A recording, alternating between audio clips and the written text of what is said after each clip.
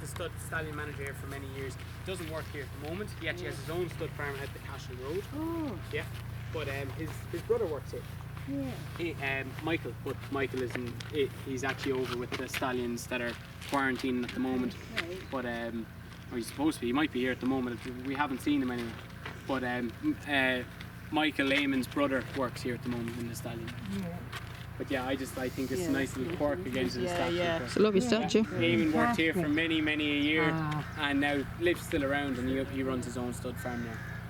It's a gorgeous, it's a lovely statue. Yeah, it is. It's a beautiful statue. And again, Curleon is actually, he was a champion sire as well, and he was actually, I think, one of the first back in 1989.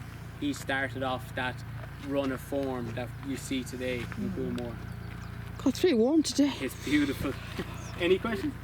Many of the staff go with the stallions first. Yeah, so this year actually not many, but normally you would say if sometimes there's stallions going to different farms. So if say one stallion goes to a different farm, one man will go to Swetland. Did you say that? Yeah. So there's a guy called Kevin who's going to go down to Swetland this year, and he's going to go with those stallions. Highland Real is the stallion going down there. But to all the others, if normally you'd probably send 4 or 5 from up here, stallion guys, to go down and help the guys down in Australia, as well as you've got stallions shuttling from America down to Australia, and they'll send the same. They'll send probably 3 or 4 with the likes of American Pharaoh and Justify and those Triple Crown and winners as well. And is it hard to get the lads to go and do that, or is it a sort of a perk, or is it, or you know? Look, everyone thinks of it differently. Some people think it's a burden. Younger people like, geez, if I take your hand off to go and do it in the morning. Some people would think it's a burden and a prison sentence. Yeah, and it just depends who you ask. But any of the guys that are going, at the moment there's a couple of them now thinking it's a burden. They're down in quarantine in Australia in a hotel room. But once they're out there now, it's quite a perk. It's something cool, something unique to see. And at the end of the day, it's 6 months. 6 months out of a young person's life is not much at all to be enjoying it and be out in weather like that. Once in a lifetime an opportunity for them, isn't it, if you're into all that. Anybody, any more questions? We're okay? We'll keep on moving on, and we'll go into the covering sheds, and we'll explain the whole process that happened here. It's very interesting. Enjoying it? Yeah, you get to learn a lot as well.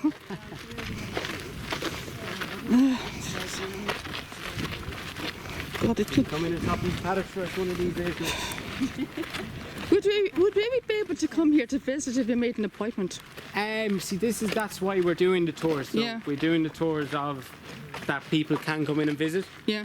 And that's the way it's going to work. So this is your appointment. Oh, I see. You've got the appointment for 2:30 on a Thursday. Yeah. Guys, if you just want to walk over and stand by the cars there, and I was wondering when Coolmore were trying catching on the tourist thing. See, we don't particularly want to.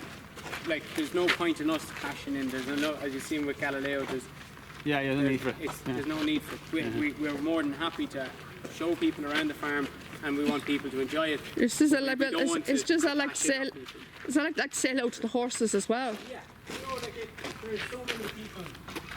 You've got this family here coming from Mullinahone. Is this your first time in Coolmore? Seeing the stallions? Yeah. But this family here from Rossmore, only down the other side of the road, have never been here before.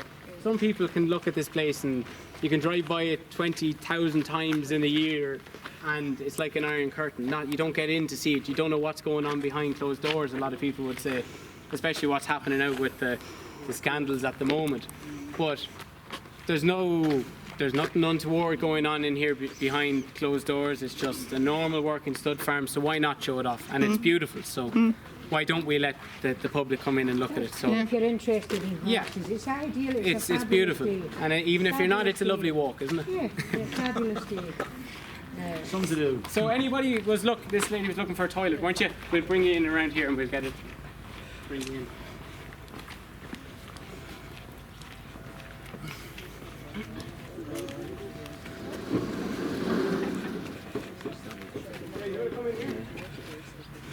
Always?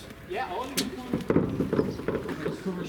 This is the start of it. This is not the cover shed. This is we were here the last time and they had all merchandise that's around right, the place. Yeah, you would have got your teas and coffees down there.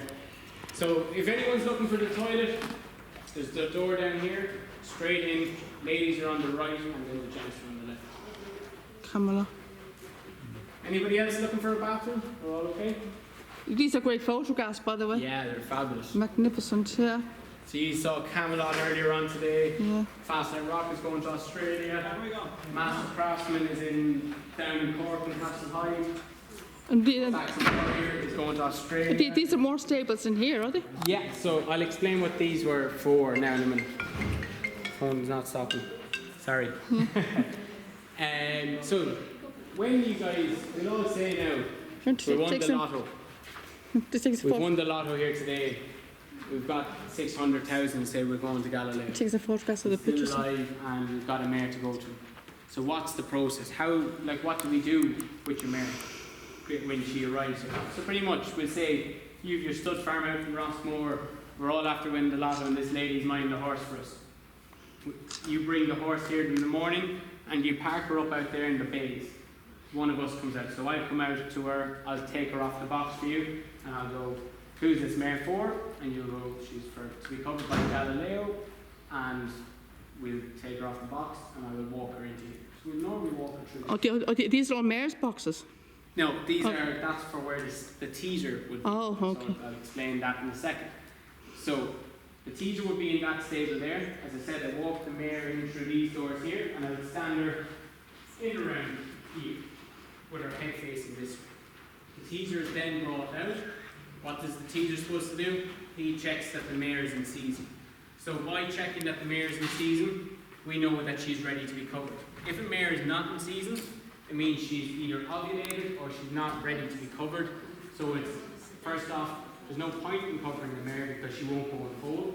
Second off, she will kick, she will bite, she will scream, she'll do whatever. Same as a dog that's not in heat or a cow that's not in heat. What's the time frame? It's about 12 to 18 hours. It's less than what it is in cattle, so it's quite a small frame. So all the way up until now, your vet has been checking your mare regularly, every 2 to 3 days coming into this heat period. And when she's finally ready, you bring her up here for the covering times, either 6 o'clock in the morning, 12 o'clock in the afternoon, 3 o'clock, or again at 9 o'clock in the evening. So we'll figure out, there's enough times that we can pinpoint. She's going to ovulate around this time, so we'll go back 4 hours before and 2 hours before and pick that time. So we've come in, this is the safety check. He's very, very important to the teaser. He will jump every single mare to make sure that she's in season. If she's not in season, she can hurt us, as I said, she can hurt the stallions. Most importantly for you guys, and what you're most important in, she can hurt herself. She's your mare. We want to make sure that she's safe as possible, so she has to pass that test first.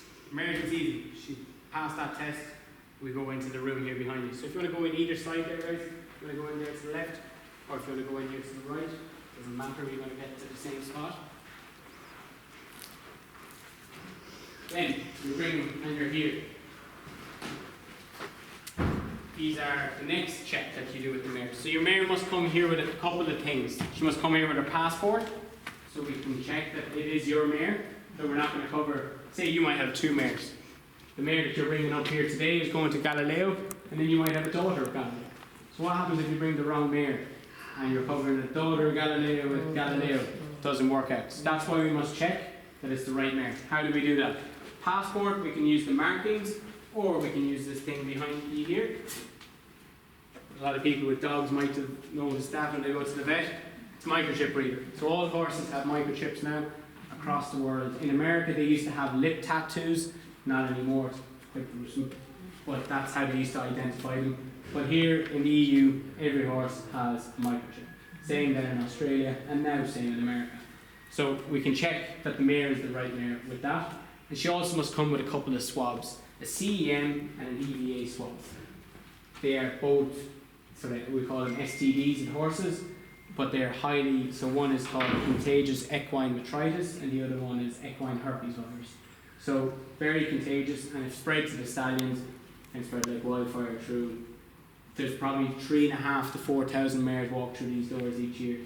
So if one mare comes in and it's undetected, we swab our stallions each week. So say if a mare, we swab them on a Thursday at 6 o'clock in the morning. So just say a mare comes in on Thursday at 12 and swabs come back and we don't know that she's, like say the swabs come back normal or you don't bring the swab and we go, she'll be fine. Next thing she has EHV or CEM. Come Thursday, we have to wait 7 days until they're swabbed again. What happens if we make that simple mistake and she does have it? Wildfire. Absolute wildfire. So if you think 16 stallions were here throughout the year and you're going to have 4 times for covering, all bar Galileo can cover up to 4 times a day. Galileo, just simply because of his age, he was older, he would have covered max 2 times a day when he was covered. So, you know, I'm not sure in the maths what we'll say, 15, 30, you're talking in excess of about 60 mares a day being covered here. From the start of February, they usually start around Valentine's Day, they say. It's a good time to start it, all the way until the end of June. So the gestation of a mare is 11 months. And why do we say Valentine's Day? Because it gives you 2 weeks either side of the 1st of January. 1st of January is the date, birthday of all horses. So if you have a horse born on the 31st of January at 8 o'clock in the evening, although he's 4 hours old in the eyes of the horse racing board, he's 1 year of age. So you don't want that. Yeah. So that's why we give normally about 2 weeks either side of the 1st of January to make sure that if a mare does go early, we have enough space in between. Any questions about down here? So guys, these are all the little checks that we do. This takes maybe 2 to 3 minutes. And then she's up and ready to go to the stand. Talking about these. Twitches. So these are, there's science behind them. You're probably not going to believe the science when I tell you. So this goes on remember I was playing with the stallion's noses? Yeah. So these go on that fleshy part of the mare's nose. So what happens is I'll put my hand through here, grab her nose, and I'll twist it, and it'll be tight in her nose.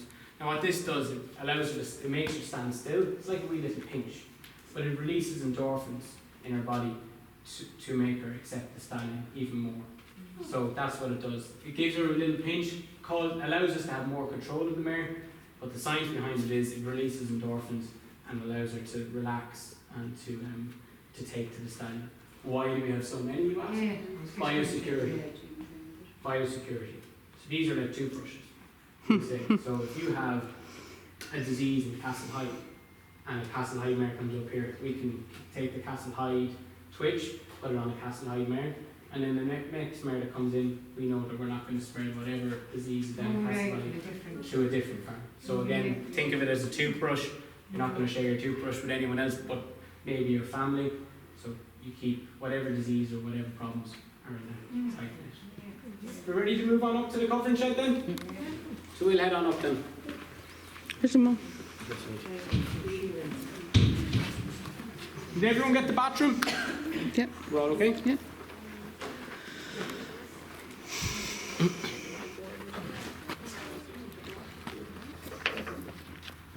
So, those are the loading bays that your mare will be unloading at. Yeah, you're very careful, you know what you're talking about. So guys, if you want to start walking up here, and if you just want to sort of make your way up, I'll be there in 2 seconds.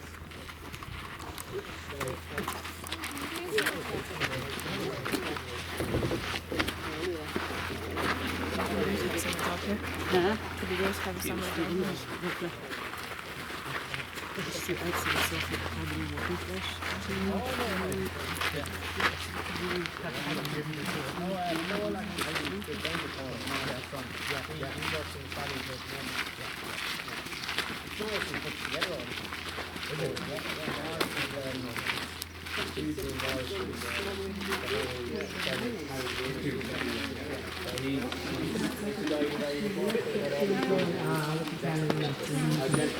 Where is she, Liam? Where is she?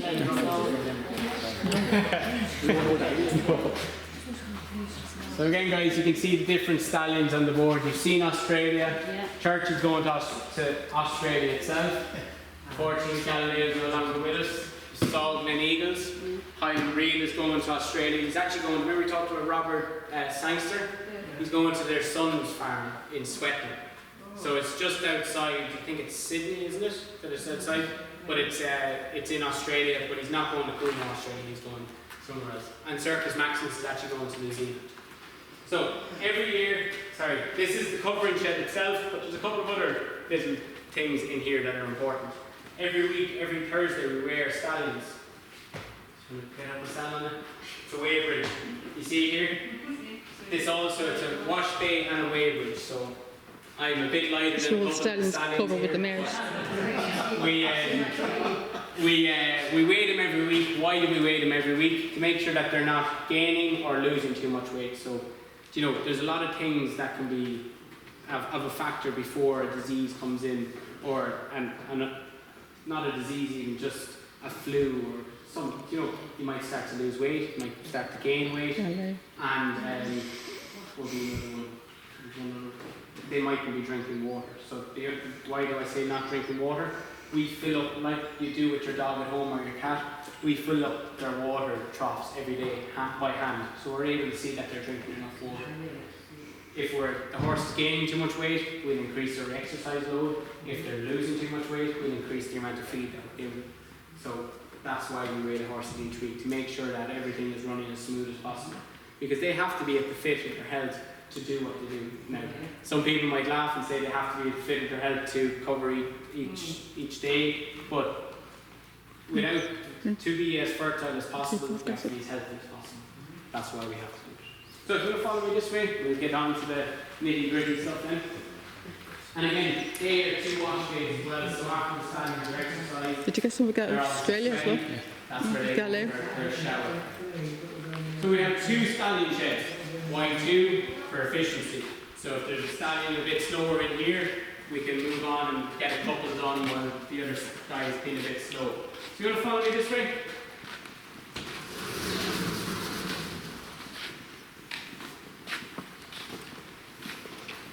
We got a photograph of that thing. Coming all the way around. Try to stay away from this bit here, which is over in the wall. Did you get all of it? Yeah. So, in here, this is one of the coverage sheds. This is actually the shed that Galileo would have covered in all his life. So, what happens? The mare's gone through all her checks. She's arrived here from your farm. Good, check. She's been teased. She's ready to go. She's in season. Check. She has all her swabs, all of her markings in place. Check. Now it's time for her to come up here to the shed. She would have done the exact same walk up as you did here now, and she would be stood here in the mat with her head facing that way. Covered with his Why her mares. head facing that way? Oh, that's down covered with mares. There's a ramp here.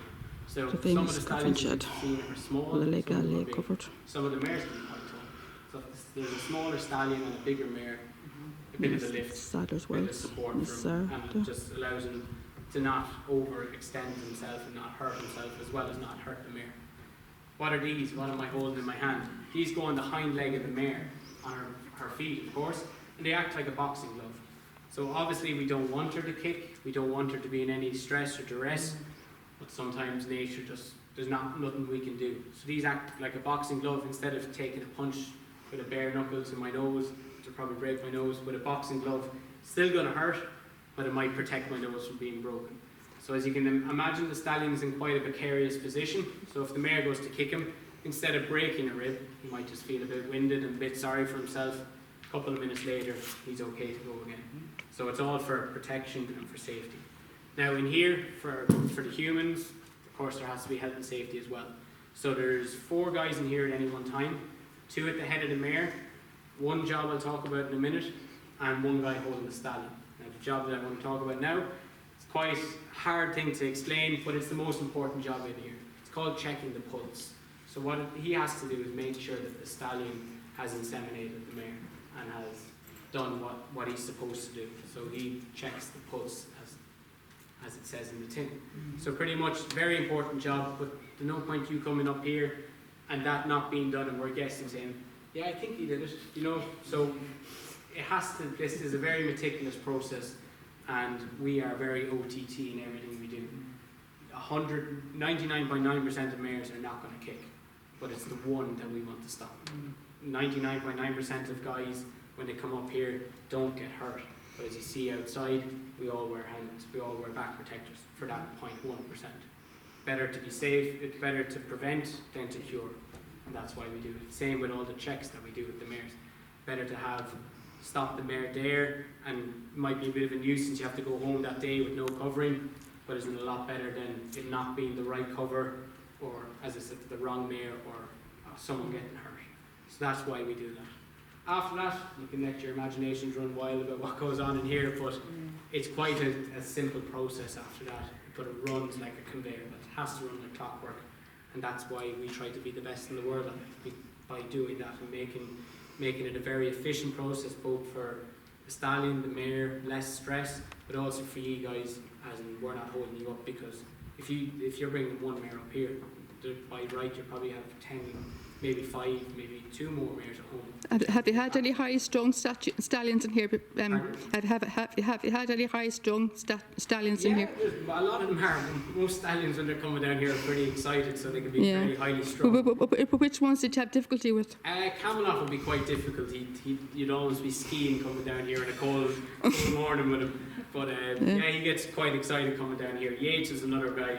What about Galileo himself? How was he? Galileo was very, very calm. He was very calm. Galileo knew what he was doing. He's just Galileo, and I'm sorry that I can't show him you today. You could have put this young boy in here in the stable with Galileo, and he would have been able to take care of him. Galileo was the utmost professional. And like you guys might laugh, I promise you that young boy over there would have been able to take Galileo out and bring him from Now Galileo was, the way I like to put it is, he's the utmost professional and so easy to handle, but you'd never learn anything off him because he knew how to do it all himself. So when you're standing up a horse, you'd stand, so if I'm standing up Galileo for this man, you put that front leg there, and then same behind, this leg here, that leg there. So when you stand him up, that's how they stand up. If you try to put Galileo like this, he will always do this and fix himself. He just knew what he had to do. So you couldn't actually teach yourself how to stand him up because he would do it himself. So he was just the most perfect horse there ever was. So I'm gutted. Does every cover end up as a pregnancy for a mare? If that's the ideal circumstances, And no, usually it doesn't. Usually is it 90%? About 90%. Some stallions have high pregnancy rates as 98. We have one stallion that did it this year, 98%, which is. And they get 120,000 back then if it doesn't work. No, so what the way is, it's no foal, no fee. So unless you have a live foal on the ground, you do not pay a penny. Right. Now, if you do have a live foal on the ground, and we'll say 5 days later before it dies, what normally would happen then is you'll come back for a free cover the next year if you've already paid. Yeah. But it's no foal, no fee. If a foal passed away, would they